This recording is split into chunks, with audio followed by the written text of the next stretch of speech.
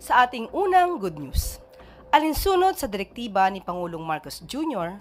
na makapagbigay ng mahusay at mahasang serbisyo, inaprubahan ng Department of Budget and Management ang dagdag na 1,200 na karagdagang posisyon sa Philippine General Hospital. Ito ay bilang tugon sa kahilingan ng UPPGH na palakasin ang organizational at manpower capacity ng hospital upang higit na makapagbigay ng dekalidad na healthcare services sa mga pasyente nito, lalo na sa mga Pilipinong higit na nangangailangan.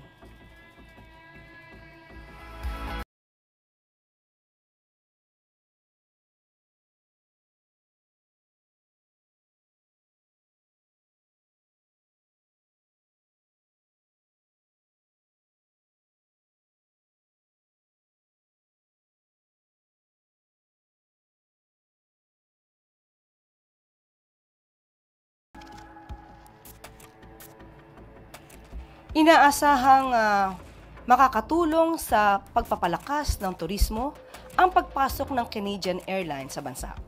Ayon sa Department of Tourism, ang hakbang na ito ay makakatulong para palaguin pa lalo ang magandang cultural connection ng dalawang bansa habang tumutulong na palakasin ang ekonomiya ng dalawang bansa.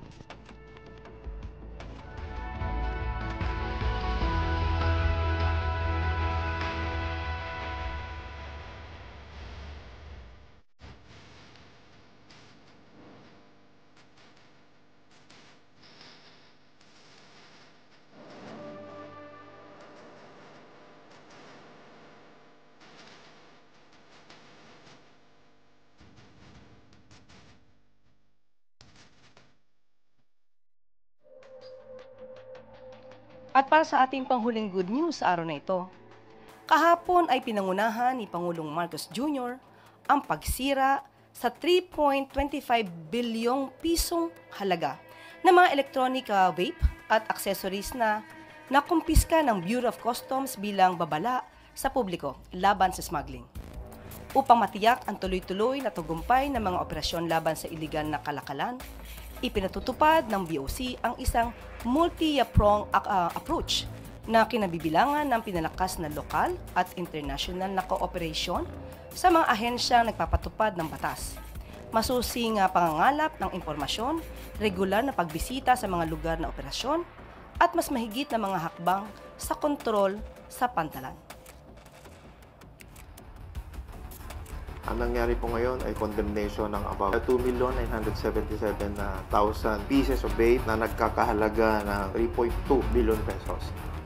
I'm happy to be able to report to the country that the levels at which we have been able to find the smuggled goods and to eventually destroy them has increased steadily over the last year and a half. January to March, we are well on our way also to achieving even more seizures of these illegal vapes. Patuloy natin gagawin ito, and I just wanted to highlight the efforts that we are doing and the dangers that accompany these smuggled vapes. Far and beyond the loss in revenue to the government, more important to us are the health issues that these smuggled vapes raise.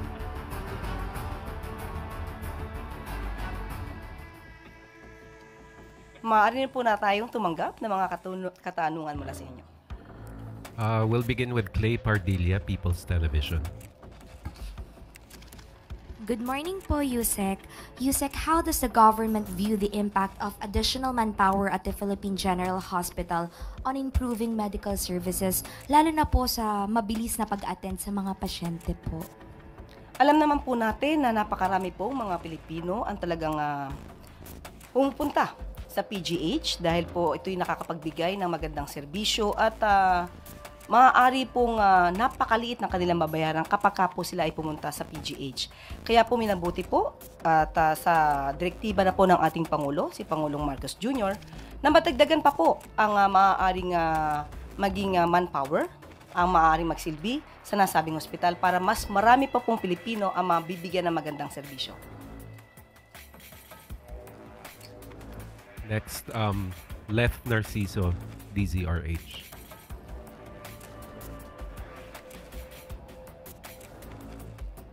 Good morning, Yusek. Kanina po ay nagkaroon ng explosive eruption ang Bulkang Kanlaon. Alam naman natin na dati pang nakatutok yung concerned agencies dito, pero may karagdagang direktiba po ba si Pangulong Marcos?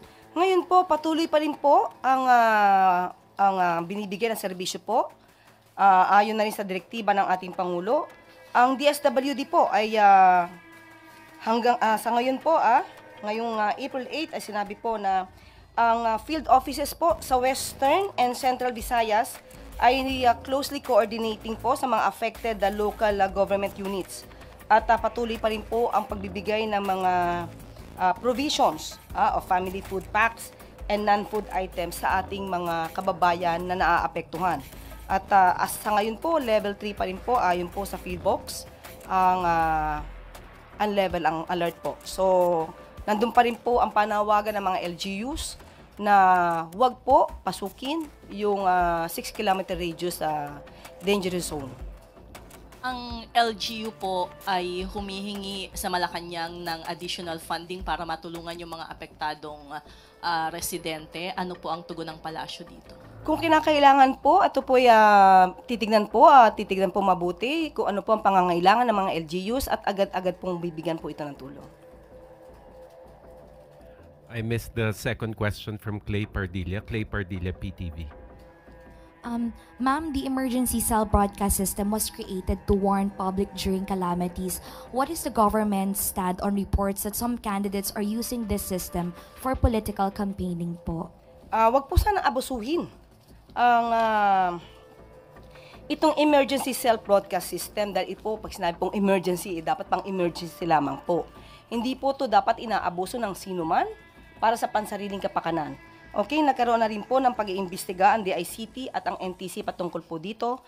At sino man po na mapapatunayang nagkaroon ng paglabag sa batas ay sasampahan po ng kaso. Alvin Baltazar, Radio Pilipinas. Good morning po. Just going back doon sa, now that we have a direct flight from Vancouver, Canada to Manila, anong positive effects sa tourism industry as well sa ating economy, yung latest development tungkol dyan? And do we expect a much higher tourist arrival for this year compared to the previous years? Mas maganda po talaga kung tayo po ay magbabiyahe sa napakalayong bansa, talaga pong mas nanaisin po natin ang direct flight. At dahil dito, mas marami pong turista mula sa nasabing bansa ang maaari nating i-expect na makarating sa Pilipinas dahil sa napakagandang pagkakataong ito na magkakaroon na po ng Canadian Airlines na diretsong pupunta sa Pilipinas. At tayo din po ay diretso papuntang Canada. So maganda po ito para sa ekonomiya ng dalawang bansa. Kanina, Yusek, may napakinggan ako sa balita na magpuputap na rin ng kadiwa ng Pangulo sa mga pabahay project ng administration. Initially, sa Rizal, sa San Jose del Monte, Bulacan. Definitely, this is also a good news. May plano ba na in the future ipakalat natin yung kadiwa sa iba't ibang mga syudad para mas madali yung access? Mas maganda po talaga yan. Sa abot na makakaya po ng Administrasyong Marcos, yan po ay gagawin po natin para po mas maraming maabot na Pilipino at para mas makatulong pa sa mas nakakarami. Bettina Unite, Manila Bulletin.